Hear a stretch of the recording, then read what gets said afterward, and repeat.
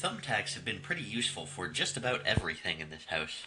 It's just mount all of the things on the walls because they can't be mounted on walls. I went to bed right after I recorded the last FMV and then slept for what must have been like 10 hours.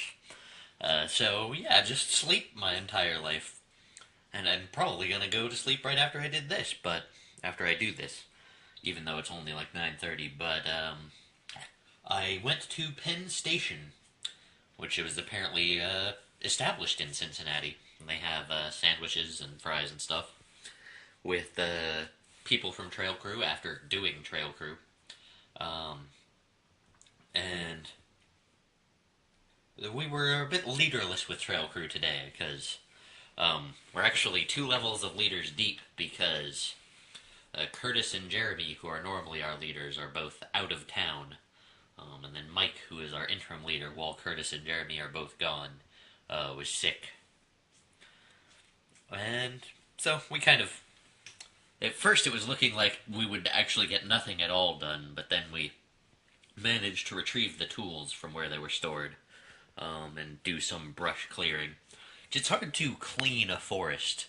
Like, we're trying to make it look nice for an executive visit, but I don't know what making a forest looks nice means.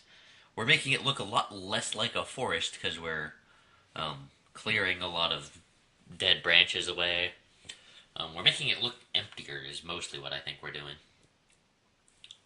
But that's fine. I mean, it's mostly a social activity, and the executives probably don't even care how the forest looks. It's just a hobby thing.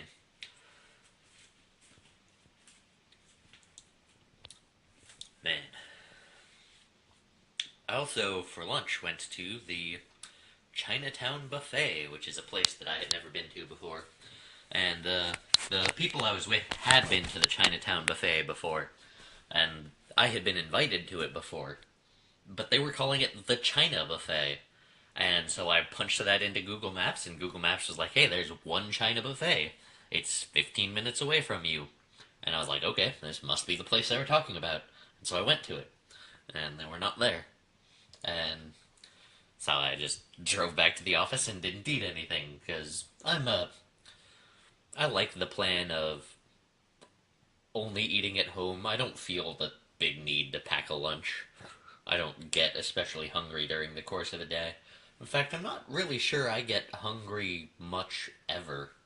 I eat because I want to, or because there's social reasons to. Actually, that's probably the biggest reason is just peer pressure, which is a powerful force.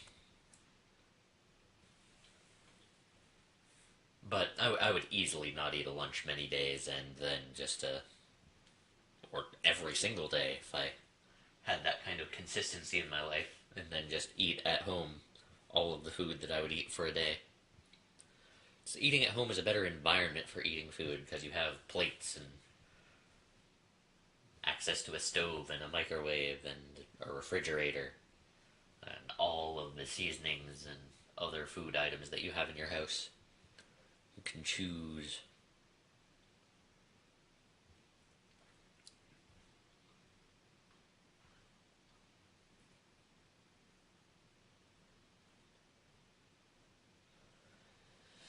The work we're doing right now is potentially using a technology to do a thing that is not best done in that technology, which is very frustrating. And on top of that, we don't have the tools.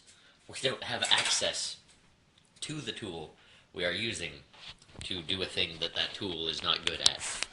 It's very, very non-productive. Literally spent a lot of the day getting everybody's email access configured and then sitting on our hands and maybe putting together a sample data database for something that we didn't have the ability to make yet. So the sample data is just guesses mostly. We'll be able to refine it better in future days, probably. I have a cup from Penn Station. I can show it off on the camera. Use the visual aspect of this fresh grilled. I actually only got the drink. And then ate at home because that is cheaper.